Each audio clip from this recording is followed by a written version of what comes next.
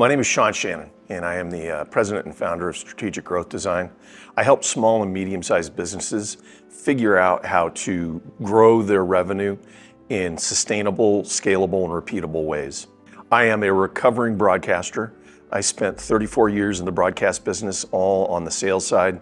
Failed my way up to market president, spent 10 years overseeing a $40 million P&L, 5 radio stations here in Atlanta. The part of the job that I loved the most was working with small and medium-sized business owners on their sales and their marketing strategy. There's no greater reward than helping a client get to the revenue number that they want. What led me to start Strategic Growth Design was I feel like there's a need for sort of high-level corporate expertise to be put in place in working in small and medium-sized businesses. They can't afford somebody that's going to come in and cost as much as they need, and so the fractional model really works well for them. So I can get done in a day what it would take maybe somebody with less experience 4 or 5 days to do. So they get the benefit of 34 years of sales leadership experience for about a quarter of the price.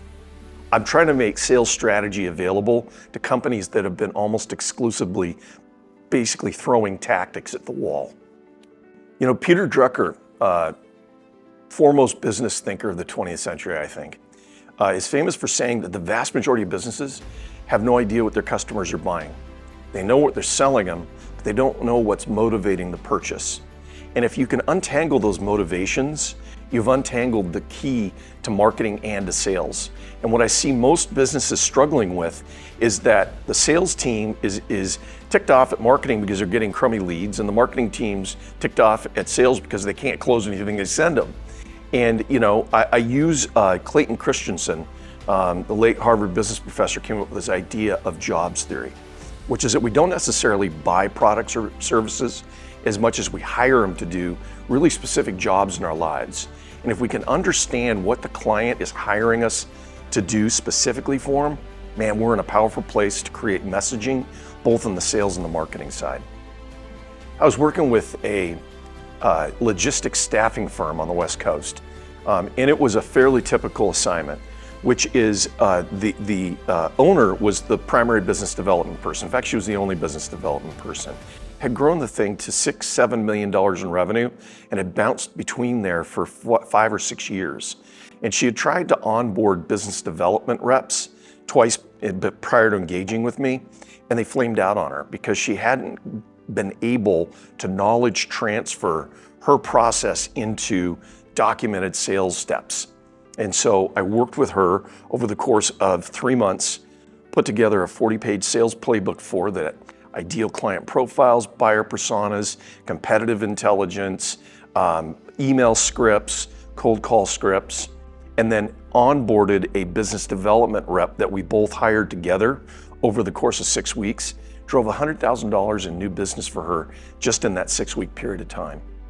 At Strategic Growth Design, I think the way that we approach things differently is that we always start with the customer. We put the customer at the center of the sales strategy. And the idea is that if you can understand what it is that the customer is looking for, and you tailor your sales process around those needs, you come up with your value proposition looking from the outside in instead of the inside out, you're in a more powerful place to create repeatable and scalable solutions that are easy to teach and train and easy to have salespeople go out and implement.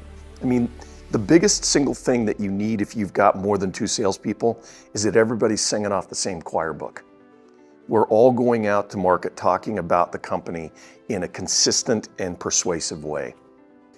So I teach at the University of North Georgia and I taught at the University of Washington, and I really try and take a teacher's attitude toward it, right? As an educator, you're always trying to educate in the way that the person learns as opposed to the way that you teach. And so I try and translate whatever strategies we're trying to implement into a way that that sales leader is going to understand the best. Make it easy for them to implement. Make it easy for them to make it their own. You know what? Right below is a link for our Sales 1.0 assessment. It's a really simple 5-minute survey that's going to give you a sense of where you have gaps in your sales organization and where you have opportunities. So go ahead, click on that, fill that out and schedule a 30-minute consultation with me, and I'll walk you through what we found in that assessment.